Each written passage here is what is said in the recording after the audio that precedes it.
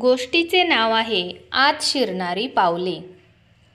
एक सिंह म्हातारपणामुळे अगदी दुबळा झाला होता.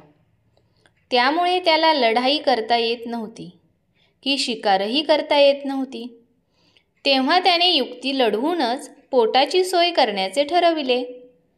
तो आजारीपणाचे सोंग घेऊन गुहेत पडून राहिला.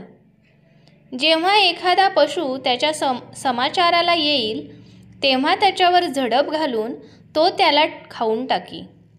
अशा प्रकारे बऱ्याच पशूंचा फाडशा उडाल्यावर एका कोल्ह्याने त्याची शक्कल ओळखली. गुहेपासून बऱ्याच अंतरावर दूर उभे राहून तो म्हणाला, "कशी आहे महाराजांची तब्येत?" "अजून ठीक नाही," सिंह आतून म्हणाला. "पण तू आत का येत नाहीस?"